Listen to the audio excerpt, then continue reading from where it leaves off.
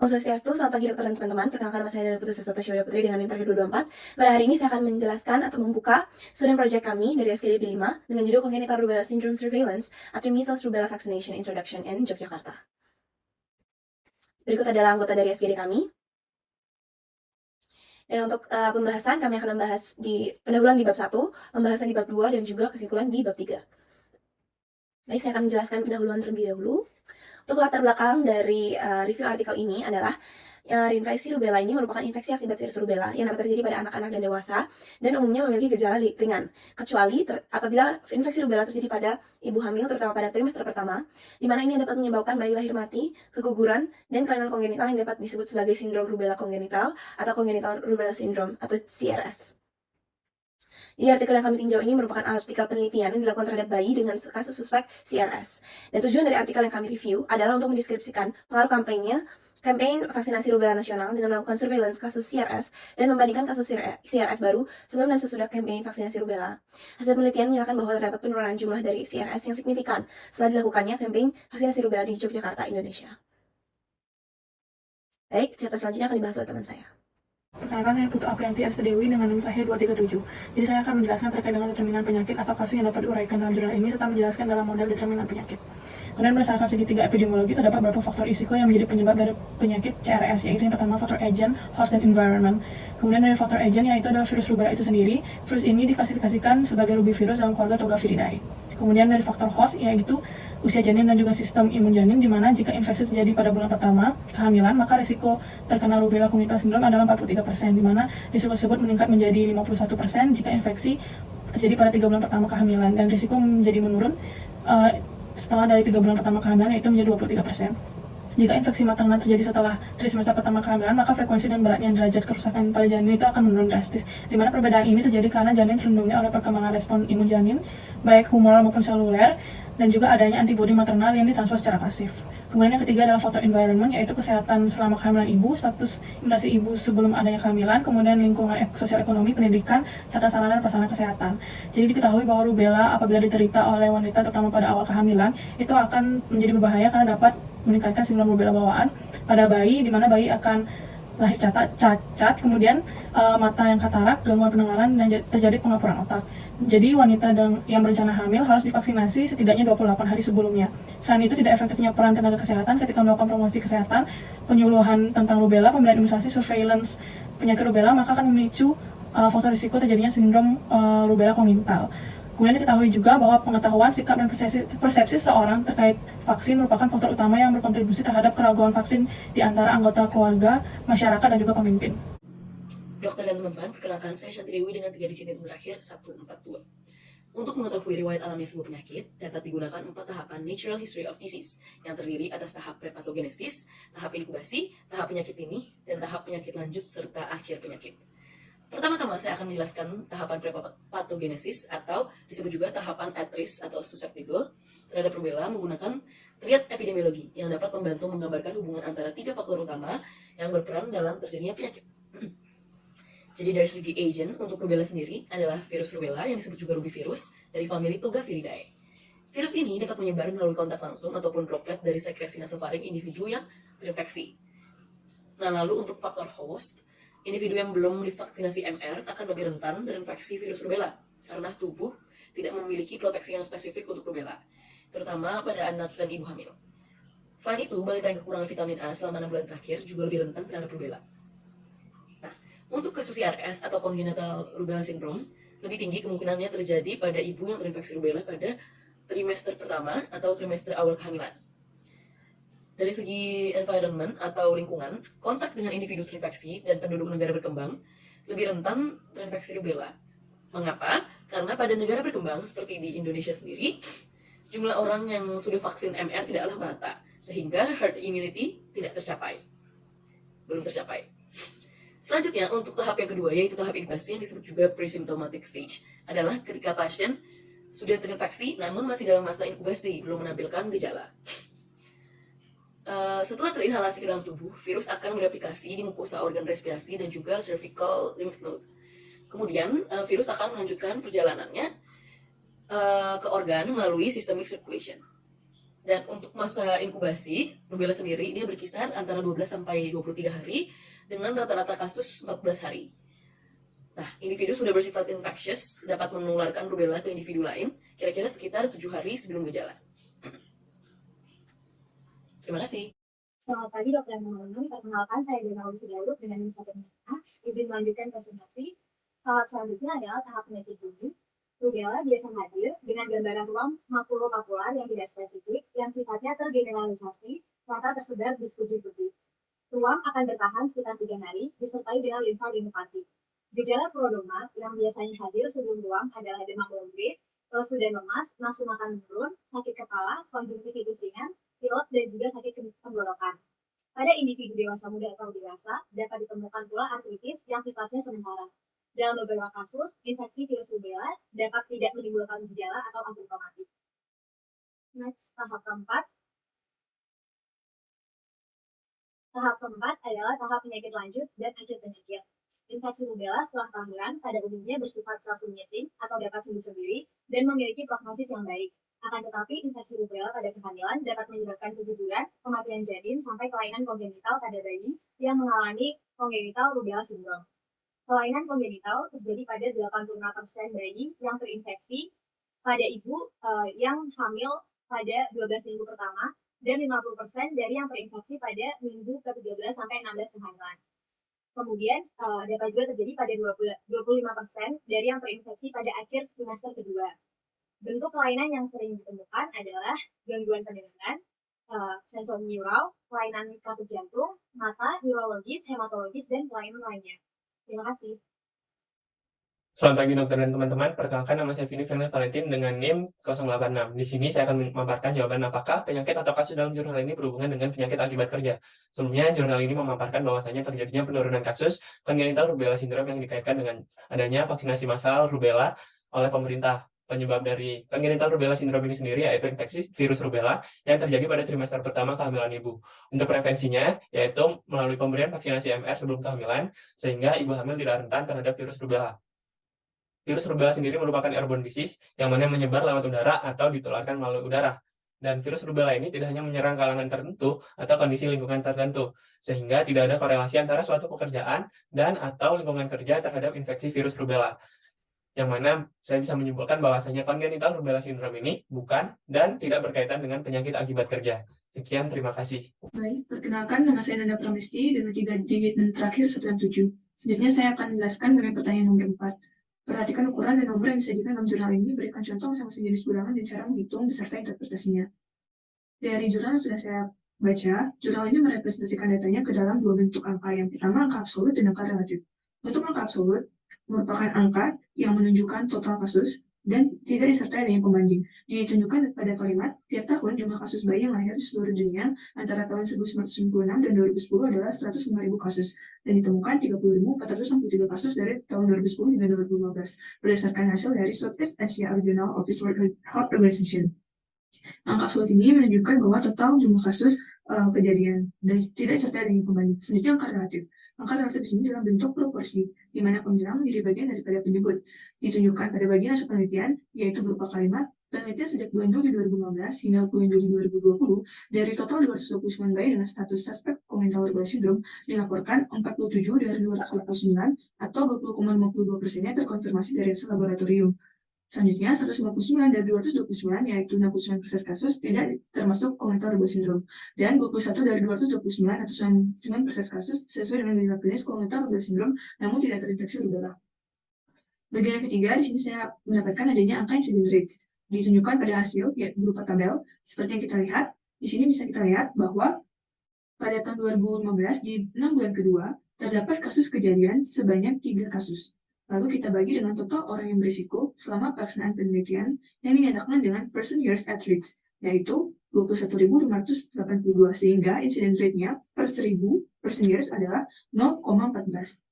Di mana interpretasinya bahwa terdapat 1,4 kasus kejadian dari 10.000 orang yang berisiko selama observasi pengamatan. Baik, sekian dari saya. Terima kasih. Halo, perkenalkan saya Dr. Bima Sanadika dengan nomor 39 dan saya akan menjelaskan tentang apakah desain penelitian yang digunakan sudah benar dan jelaskan apakah desain penelitian ini dapat memecahkan masalah atau kasus kesehatan dalam jurnal ini. Jadi rancangan penelitian yang digunakan dalam penelitian ini sesuai untuk menyelesaikan hipotesis penelitian ini, karena hasil dan pembahasan dalam penelitian ini keluar sesuai dengan yang diharapkan oleh peneliti. Dari desain penelitian, pemilihan partisipan dengan kriteria inklusi dan eksklusi serta penilaian yang digunakan untuk mengukur data cocok dan tepat untuk jenis penelitian ini. Desain penelitian yang digunakan dalam penelitian ini adalah jenis penelitian deskriptif melalui pendekatan cross-seksional, jenis data kualitatif dan kuantitatif. Pengambilan sampel dalam penelitian ini dilakukan dengan survei pada bulan Juli 2015 sampai Juli 2020 di Yogyakarta. Survei ini dilakukan pada pasien yang dicurigai menjalankan pemeriksaan klinis lengkap dengan melakukan uji serologi untuk menilai keberadaan antibodi IgM dan IgG terhadap rubella. Kriteria inklusif peserta adalah bayi dengan usia kurang dari 12 bulan yang telah memenuhi definisi kasus menurut WHO, memiliki data klinis lengkap dan data riwayat ibu, dan menyerahkan jumlah sampel darah yang diperlukan untuk uji serologi. Kriteria inklusif peserta tidak dijelaskan secara jelas, hanya menjelaskan selain kriteria inklusi yang termasuk dalam kriteria inklusi. Sekian, terima kasih. Selamat siang, dokter dan teman-teman. Perkenalkan nama saya Vanessa Els, tim 121. Pada hari ini saya akan menampilkan jawaban untuk pertanyaan nomor 6, yaitu apakah analisis data dan penyajian data yang digunakan dalam jurnal ini sudah tepat? Baik, salah satu tujuan analisis data adalah untuk menyiapkan tabel dan gambar yang akan ditampilkan pada bagian hasil. Bagian hasil sendiri merupakan presentasi berbasis teks yang dilengkapi dengan tabel dan gambar tanpa interpretasi data. Data ditampilkan dalam bentuk tabel dan gambar supaya lebih ringkas dan jelas. Syarat penulisan bagian hasil yang baik dalam suatu makalah antara lain, analisis dan presentasi data dilakukan tanpa interpretasi penulis, ditulis secara ringkas dan objektif, serta mengenakan gaya penulisan past tense. Pada artikel penelitian terlampir, penyajian data dalam subbab hasil dilakukan tanpa interpretasi, karena penafsiran dilakukan seluruhnya di bagian pembahasan. Lalu, bagian hasil ditulis secara singkat dan tidak terdapat pengulangan penyajian informasi atau data. Terakhir, tata bahasa juga sudah tepat karena menggunakan past tense untuk menampilkan data hasil penelitian. Analisis data dilakukan dengan merangkum data deskriptif serta melakukan pengujian hipotesis. 3 langkah utama dalam merangkum sebuah data dijabarkan di bawah ini. Yang pertama, mengklasifikasikan data kategorikan ke dalam bentuk tabel yang berbeda-beda. Frekuensi atau jumlah yang digunakan untuk melihat seberapa sering data muncul dihitung menggunakan tabel. Tabel sendiri dapat menggunakan satu arah, yaitu misalnya variabel riwayat menstruasi, maupun 2 arah seperti hubungan antara riwayat menstruasi dengan usia responden. Pada artikel penelitian terlampir, terdapat 3 tabel untuk penjabaran data. Tabel digunakan untuk menampilkan angka kejadian CRS sebelum dan sesudah kampanye vaksinasi rubella campak bulan Agustus sampai September 2017 di Jawa tahun 2015 hingga 2020, data sosiodemografi serta tabel manifestasi klinis yang dialami semua subjek penelitian. Yang kedua, menggunakan ringkasan numerik yang tepat dan sesuai untuk jenis data kuantitatif. Mean dan median sampel merupakan komponen statistik yang umum digunakan untuk menganalisis data numerik. Pada artikel penelitian terlampir, komponen statistika median digunakan untuk menentukan angka tengah dari data sosiodemografi subjek penelitian. Contoh yang penulis temukan dari bagian hasil didapatkan median usia ibu 30 tahun dari jangkauan usia 20 hingga 40 tahun. Kemudian yang terakhir, menggunakan ringkasan visual yang tepat dan sesuai untuk data kategori dan numerik. Beberapa jenis ringkasan visual yang sering digunakan adalah data penelitian, yaitu grafik batang, grafik garis, grafik pie, dan grafik pencara. Dalam artikel penelitian di atas, ditemukan satu grafik garis yang digunakan untuk menampilkan gambaran kasus CRS yang dicurigai dan dikonfirmasi laboratorium per semester. Meninjau beberapa poin yang telah disebutkan di atas, analisis data serta presentasi data dalam artikel penelitian ini sudah sesuai dengan aturan dan fungsinya masing-masing. Perkenalkan, nama saya Putri Indria dengan 3 NIM terakhir 200. Di sini saya akan menjawab pertanyaan, jelaskan apakah ada sumber bias dalam penelitian ini. Adapun setelah membaca artikel tersebut, adapun beberapa sumber bias yang adapun beberapa hal yang dapat menjadi sumber bias pada artikel tersebut, di mana bias itu sendiri dapat diartikan sebagai kesalahan secara sistematis yang dapat disebabkan oleh aspek metodologi. Beberapa hal yang dapat menyebabkan bias pada artikel tersebut adalah yang pertama, bayi yang terinfeksi itu jauh setelah infeksi maternal, dan yang kedua adalah waktu memulai vaksinasi di Indonesia itu tidak sama dengan negara-negara di Bangladesh, Bhutan, Myanmar, Nepal, Sri Lanka, ataupun Thailand. Begitu juga untuk hal yang ketiga adalah imunisasi rubella belum menjadi program vaksinasi wajib. Mungkin sekian yang dapat saya sampaikan. Terima kasih. Perkenalkan, nama saya Joyce Trapet Pemayu dengan NIM terakhir 252. Jadi sebelumnya izinkan saya untuk menjelaskan terlebih dahulu tentang surveillance itu sendiri, di mana surveillance kesehatan masyarakat merupakan pengumpulan data yang berkelanjutan, sistematik, disertai dengan proses analisis dan interpretasi data yang berhubungan dengan kesehatan, di mana data yang dikumpulkan esensial untuk perencanaan, implementasi, dan sebagai evaluasi dalam praktik kesehatan masyarakat. Surveillance aktif merupakan suatu sistem di mana staf yang bekerja secara reguler berkoordinasi dengan tenaga kesehatan atau suatu populasi untuk mengumpulkan informasi terkait kesehatan. Nah, surveillance aktif dinyatakan mampu memberikan informasi paling akurat dan berdasarkan kurun waktu. Pada jurnal ini, surveillance sindrom kongenital rubella dilakukan dengan pengumpulan data terkait umur, jenis kelamin, usia kehamilan, gejala klinis infeksi maternal, dan juga data diperoleh melalui pemeriksaan fisik pada bayi dan pemeriksaan penunjang lainnya pada setiap pasien. Adapun kriteria inklusi yang digunakan yaitu berdasarkan WHO Congenital Rubella Syndrome Surveillance Standard. Di Indonesia telah dikembangkan suatu pedoman pengawasan yang dapat diterapkan dalam upaya mencapai eliminasi dan pengendalian dari sindrom kongenital rubella, yaitu buku pedoman surveillance kongenital rubella syndrome oleh Kementerian Kesehatan Republik Indonesia tahun 2018. Surveillance aktif rumah sakit melakukan pengecekan terhadap register di unit yang berpotensi ditemukannya kasus kongenital rubella syndrome, di mana pada semua bagian rumah sakit yang merawat anak berusia kurang dari 12 bulan akan dilakukan pengumpulan data surveillance aktif rumah sakit terkait kongenital rubella syndrome. Surveillance aktif rumah sakit dilaksanakan oleh petugas surveillance provinsi yang memiliki kewajiban untuk melakukan review register minimal 1 bulan sekali dan oleh koordinator data ataupun kontak person surveillance kongenital rubella syndrome di rumah sakit. Nah, bagi koordinator data, surveillance rumah sakit akan melakukan pengamatan atau pengumpulan data setiap hari.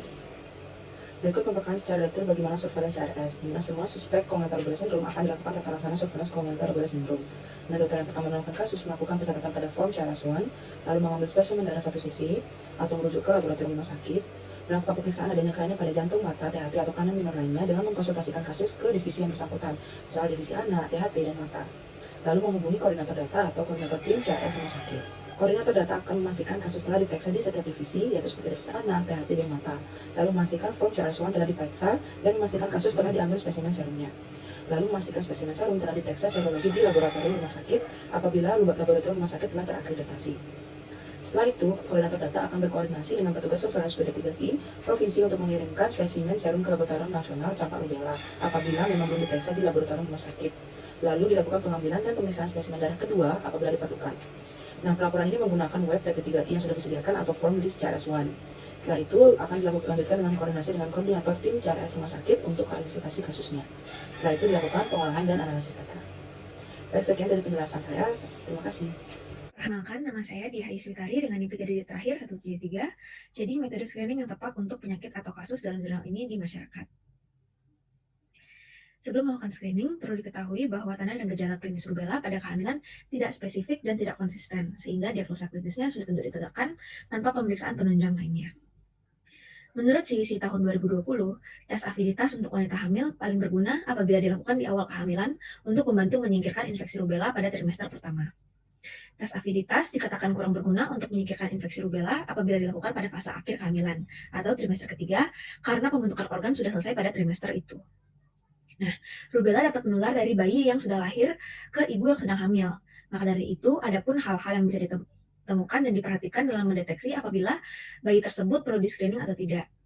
Yang pertama, biasanya anak tersebut memiliki trias rubella, yakni gangguan pendengaran yang bisa dideteksi dengan autoacoustic emission atau OAE biologis, serta automated auditory brainstem responses atau AABR. Kemudian ada pun trias kedua yakni gangguan penglihatan seperti temuan gambaran salt and pepper pigmentary retinopathy atau katarak yang patut dicurigai sebagai tanda adanya potensi bayi tersebut menderita CRS. Kemudian trias ketiga adalah abnormalitas pada organ jantung. Setelah itu, anak dapat melakukan tes serologi IgG dan juga IgM dari darah untuk menegakkan diagnosa dari rubella itu sendiri. Baik, perkenalkan nama saya Prabowo Sakti dengan NIM 253. Saya akan menjelaskan relevansi jurnal ini dengan pencegahan dan pengendalian penyakit serta upayanya di masyarakat. Jadi WHO menyebutkan definisi kontrol terhadap penyakit rubella adalah 95% penurunan terhadap angka total, namun belum dapat teruji karena tidak adanya garis dasar daripada KUCRS di Indonesia.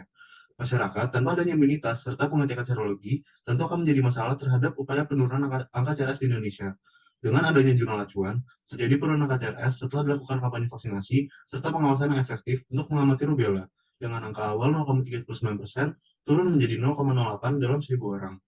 Upaya yang harus dilanjutkan adalah promosi program vaksin, meningkatkan jangkauan terhadap populasi rentan, mengimplementasikan vaksin rutin sebelum kehamilan, serta melakukan pengawasan yang efektif. Sekian dari saya, terima kasih. Selamat pagi dokter dan teman-teman, perkenalkan nama saya Tiara Evangelista dengan 3 digit NIM terakhir 105. Untuk kesimpulan, terlihat epidemiologi terdiri dari faktor agent yang merupakan virus rubella, faktor hul adalah usia dan sistem imun janin, dan faktor environment adalah kesehatan selama kehamilan. Untuk perjalanan alamiah penyakit, untuk fase prepatogenesis, virus rubella ditransmisikan melalui kontak langsung atau droplet dari orang terinfeksi. Pada fase inkubasi, masa inkubasi ini berkisar di antara 12 sampai 23 hari dengan rata 14 hari, dan pada tahap penyakit tinggi terdapat rumah kolopapular yang tergeneralisir, yang didahului dengan gejala prodromal, dan pada tahap penyakit lanjut, infeksi ini bersifat self-limiting. Pada jurnal juga telah disebutkan bahwa terdapat upaya untuk penurunan kasus CRS dengan pergerakan vaksinasi MR yang dilaksanakan oleh pemerintah. Metode penelitian ini adalah deskriptif dengan pendekatan cross-seksional. Artikel ini dapat menimbulkan bias karena tidak dapat disimpulkan bahwa derajat negara lain yang disebutkan ini lebih baik daripada negara Indonesia, karena telatnya pelaksanaan program vaksinasi di Indonesia. Kriteria inklusi pada penelitian ini mengacu pada WHO CRS surveillance standard, dan screening yang dilaksanakan berupa PCR dan juga tes serologi yang dapat dilaksanakan pada subjek yang berisiko dan diharapkan dapat mencegah terjadinya penularan. Pada jurnal acuan dapat disimpulkan bahwa terjadi penurunan angka kasus CRS setelah kampanye vaksinasi dan juga pengawasan yang optimal. Sekian presentasi dari kelompok kami, terima kasih.